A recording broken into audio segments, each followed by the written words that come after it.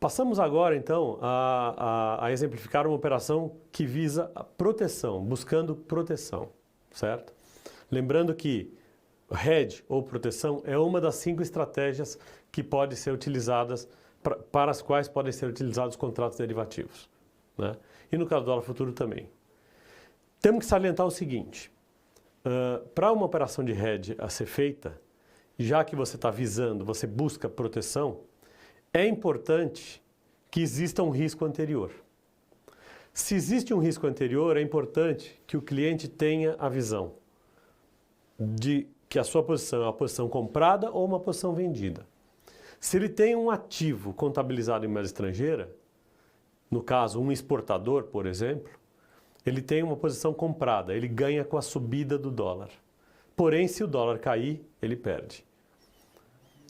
No caso de um importador que tem um passivo ou uma importação contabilizada em dólar, a posição dele é vendida. Se o dólar subir, ele perde dinheiro, porque ele vai ter que pagar mais por essa dívida que ele tem. Em contrapartida, se o dólar cair, ele vai se beneficiar. A operação de hedge, ela tem o objetivo de reduzir ou até eliminar esse risco de variação de preço, né? Então, vamos tomar um exemplo, tá? Que é importante que vocês sigam no material de vocês, tá? Tomamos como exemplo um cliente importador que tem uma dívida de $1 milhão. E o vencimento dessa dívida de importação do cliente se dará dentro de 1 ano, ou 360 dias, né? O cliente faz o cálculo e ele vê que no contrato do mercado futuro, o dólar está negociado a 3,75, certo? Ok. Ele acha interessante, então, comprar esse $1 milhão para a data em questão, para a data de vencimento da sua dívida, pelo preço de R$ 3,75. Ok. E aí, então, temos abaixo um quadro explicativo de 4 diferentes cenários, o que aconteceria com esse cliente. Lembrando que,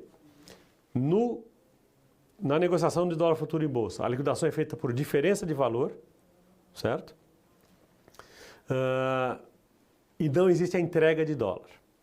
O cliente vai ter que continuar comprando dólares no mercado à vista para pagar a sua importação.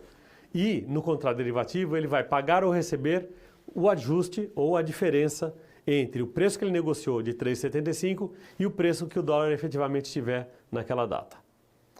Tomemos a primeira linha, então. Vamos imaginar que um cenário possível no vencimento seja de o dólar cotado a 3,60. O cliente comprou a 3,75. Na sua dívida de $1 milhão, ele vai gastar R$3.600.000 para comprar esse $1 milhão e pagar a sua dívida junto ao fornecedor lá fora. Porém, no derivativo, ele comprou por 3,75 algo que vale menos, algo que vale 3,60. Ou seja, ele então está perdendo 15 centavos de real por dólar, multiplicado por $1 milhão, ele tem um pagamento adicional de R$150 mil. Somando os 150 mil do derivativo mais os 3.600 da dívida que ele tem, ele vai ter um desembolso de R$3.750.000. A gente não sabe de antemão, hoje, quanto vai estar o dólar daqui a um ano. Esse cliente importador, ele não sabe quanto vai estar o dólar daqui a um ano. Mas vamos então montar um segundo cenário. Se o dólar tiver cotado a 3,70, para ele comprar $1 milhão e pagar sua dívida em dólares de $1 milhão lá fora, ele vai gastar R$3.700.000. Ele comprou no derivativo a 3,75 algo que vale 3,70. Ele vai ter um custo, ele vai ter um prejuízo de 5 centavos de real por dólar. Vezes $1 milhão, ele tem uma despesa, ele tem um resultado negativo de R$50 mil no derivativo, de R$50 mil no contrato de dólar futuro. Somando o desembolso de 3.700 com o desembolso de R$50 mil, ele tem um desembolso final total de R$3.750.000. Ok. Como a gente já disse antes, o cliente não sabe exatamente quanto vai estar o dólar no vencimento, então vamos botar mais 2 cenários. Um cenário a 3,90 e um cenário a R$4,10 por dólar. A 3,90, ele vai desembolsar 3 milhões e 900 para comprar $1 milhão e pagar a dívida lá fora. No derivativo, ou no dólar futuro, ele comprou a 3,75, algo que vale 3,90. Ele se deu bem. Ele comprou mais barato do que vale. Então, essa diferença, ele recebe. Esses 15 centavos, que é a diferença de 3,75 para 3,90, ele recebe. Então, ele tem um desembolso de 3.900 na dívida, uma receita de 150 no derivativo, um desembolso final de 3.750. E o último cenário, considerando o dólar disparou, realmente bateu 4,10.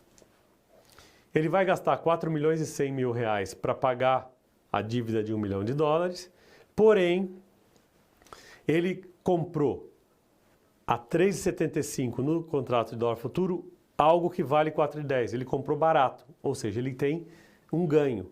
Ele ganha 35 centavos de real por cada dólar. Vezes $1 milhão, ele tem um ganho de 350 mil reais. Somando esse ganho no contrato futuro de 350 mil, com o desembolso de 4 milhões e 100 na dívida que ele tem um desembolso final líquido de 3 milhões 750. Ou seja, independente do cenário do dólar, o cliente conseguiu, através do contrato de derivativo, fixar o seu desembolso em 3 milhões 750, que nada mais é que a sua dívida de $1 milhão multiplicada pelo preço que ele negociou no dólar futuro, de 3,75. Dessa forma, ele consegue um hedge, ele consegue uma proteção contra a oscilação de preço, uma vez que, independente do preço do dólar, ele vai ter um desembolso final de 3 milhões 750 mil reais. Um outro aspecto importante, tá, que a Bolsa adotou, uma atitude que a Bolsa adotou referente aos contratos de dólar futuro, é o que ele chamou de mini contrato. Tá? Ou seja, para atrair mais investidores, mais participantes, mais liquidez, a Bolsa ela estruturou o seguinte raciocínio. Para eu atrair mais participantes, eu preciso baixar o valor do contrato.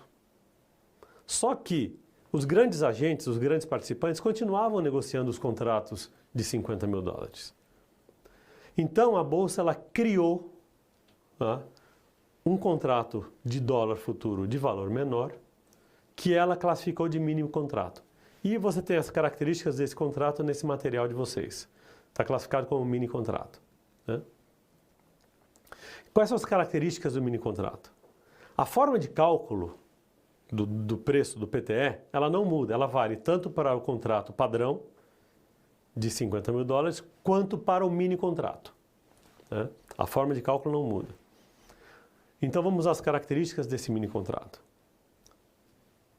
Temos mini contratos vencendo todos os meses da mesma forma que temos os vencimentos dos contratos de dólar padrão. Sempre no primeiro dia útil de cada mês. Tá? A cotação é feita da mesma forma, reais por $1.000. Então, pegando um exemplo que você fez um cálculo e está sendo negociado a 3,75, o preço seria R$ 3.750 por cada $1.000. O tamanho do contrato, o tamanho do mini contrato é uma posição de risco de $10 mil, ou seja, 20% do tamanho do contrato padrão. E o objeto de negociação é a mesma, tanto no contrato padrão quanto no mini contrato, que é a taxa de câmbio, ou o preço, a cotação do dólar norte-americano. Tá? Essas são as condições. E da mesma forma que acontece com o contrato padrão, a liquidação no vencimento acontece por diferença de valores. A liquidação é financeira no vencimento. Essas são as características do mini contrato. Então, vamos mostrar então agora, da mesma forma que nós mostramos um exemplo de ajuste diário no contrato padrão, vamos também mostrar um exemplo de ajuste diário no mini contrato. Tá? Isso é importante para eventuais agentes que querem negociar, querem participar do mercado futuro de dólar, porém com valores menores. Um valor negociado, né, foi calculado, está sendo negociado na B3 a R$ 3,40 por cada dólar, ou R$ 3.400 cada $1.000. O agente, tá, ele acredita que muitos investidores vão trazer dólar para o Brasil. tá? Como a gente falou antes, por um excesso de exportação, uma safra recorde, seja lá que razão for. Como ele acredita que vai ter esse fluxo positivo, esse fluxo de entrada de dólares no país, tá? Ele então acredita que o preço do dólar futuro vai cair.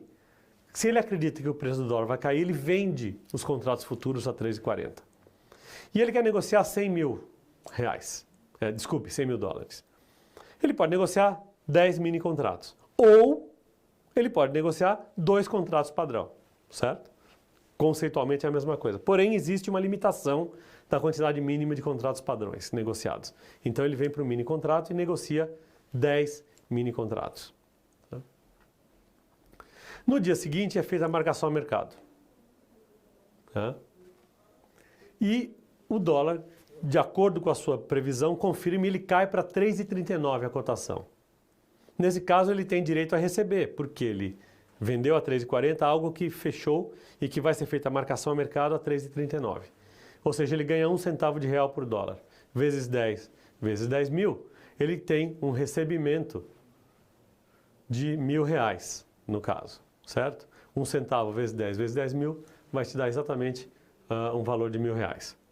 Só que o preço de referência dele agora passa a 3,39, não mais 3,40, certo? Num dia depois, confirmando a expectativa de mercado, o dólar cai novamente 2 centavos. A cotação cai para 3,37 para aquele vencimento em questão. Como ele estava vendido e já ajustado a 3,39, ele então vai ganhar agora essa diferença. Ele ganha 2 centavos vezes 10 mil, vezes 10 contratos, ele ganha R$2.000. E o preço de referência dele passa agora para 3,37. No terceiro dia acontece também um problema e o dólar sobe. Como ele estava vendido a 3,37, o dólar subiu, ele perde. Nesse caso, ele vai perder 4 centavos, vezes 10 mil, vezes 1.000, ele vai pagar R$4.000. A mesma condição de liquidez que foi mencionada e explicada para o contrato padrão vale para o mini contrato. Depois de ter recebido R$3.000, ele poderia ter revertido a posição dele, comprando de volta os 10 contratos. E aí ele liquidaria, encerraria a sua posição e não estaria mais exposto à marcação a mercado, porque ele não teria mais posição em aberto, vamos dizer assim. O agente ele vai pagando ou recebendo ajustes, né, de acordo com a sua posição, se ele está comprado ou vendido, e o processo de marcação a mercado e o pagamento de ajuste diário, ele é igual, tanto para o contrato padrão quanto para o mini contrato. Lembrando que, para o mini contrato, a Bolsa também exige depósito de margem inicial e para o mini contrato também a Bolsa exige o ajuste diário. Então, os participantes, os agentes, vão pagando e recebendo diariamente os valores, alterando assim o seu preço de referência para a próxima marcação a mercado.